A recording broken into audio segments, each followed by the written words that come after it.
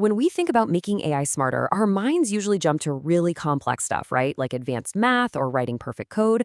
But what if the real test of intelligence is something, well, a lot more human? Let's get into it because today we're looking at this amazing global test that uncovers a massive cultural blind spot in pretty much all of today's AI. Okay, so let's start with a question for you, one that originally comes from the Yoruba language. To make palm oil less thick before you cook with it, should you heat it up a bit or add some cold water? Go ahead, take a guess. For millions and millions of people, especially in West Africa, this is a no-brainer. Of course you heat it slightly. But this simple piece of everyday knowledge, this is exactly where many of the world's most powerful AI models just completely fall flat. And that, right there, points to a huge problem. And this gets us right to the heart of the issue, AI's cultural blind spot. I mean, we're constantly testing these incredibly powerful systems, but are we even asking them the right kinds of questions? The real problem is how we've been trying to measure something called common sense. So, what is common sense reasoning? Well, it's pretty much what it sounds like. It's all that shared knowledge that people in a community just know without having to spell it out. Like knowing that if you leave a flatbread on a hot griddle for too long, it's going to get hard, not soft. This stuff is just deeply, deeply tied to culture. And this slide really nails the huge flaw in how we've been testing AI for years. We've been caught in this translation trap where we make tests in English and then just kind of run them through a machine translator. All that does is export a Western, Anglo-centric view of the world. The new way we're talking about today completely flips that on its head. It starts from the ground up, with the community in their own language. And this brilliant new approach has a name. It's called Global PIQA. It's a brand new benchmark designed to test an AI's physical common sense, but on a truly global scale. And when I say global, I am not kidding. The project covers a staggering 116 different language varieties. We're talking 5 continents and 14 different language families. This isn't just a handful of the usual major languages. This is a genuine snapshot of the world. And here's what makes it so powerful. This isn't just a list of generic questions that got translated.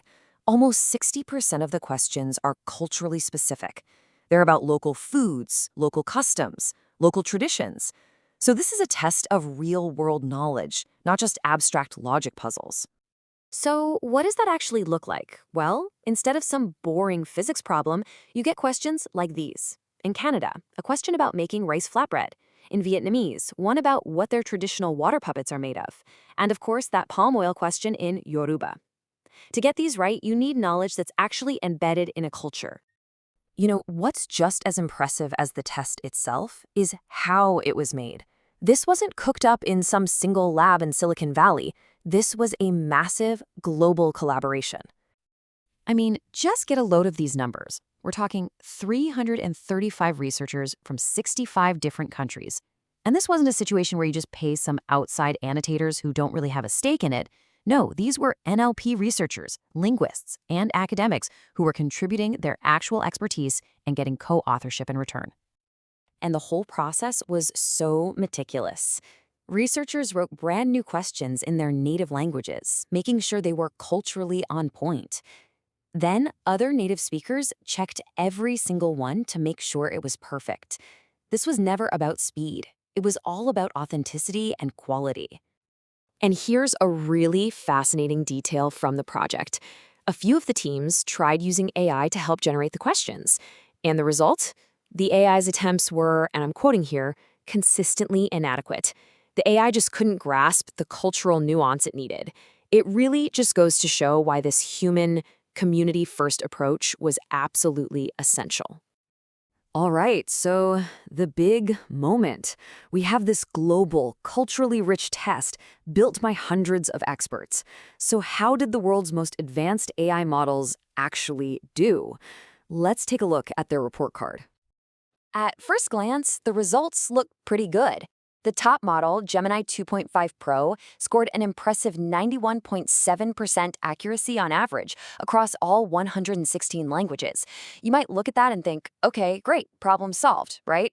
Well, not so fast. Because the moment you start to break down that average, a massive gap just jumps right out at you. For languages in Western Europe, the top model scored over 95%. Amazing. But for languages in sub-Saharan Africa, that accuracy takes a nosedive to just 80%. That is a huge difference, and it shows that even our best models are way, way better at understanding some cultures than others. And that's not the only gap. The best closed proprietary models, the ones from places like Google and OpenAI, they did significantly better than the best open-weight models that a lot of researchers depend on. We're talking a nearly 10-point accuracy difference, which points to a whole other divide in the research world itself. So, all this brings us to the most important part. Where do we go from here? Why does building a truly global AI actually matter so much?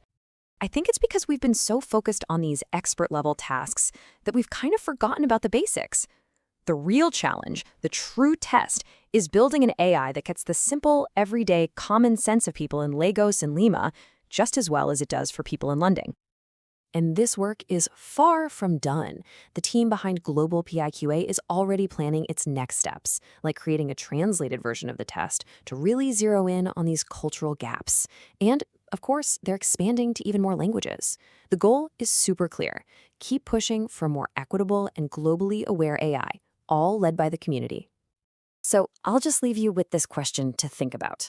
Can we really call an AI intelligent if its knowledge is deep but also incredibly narrow, if it only understands the world from one single cultural point of view?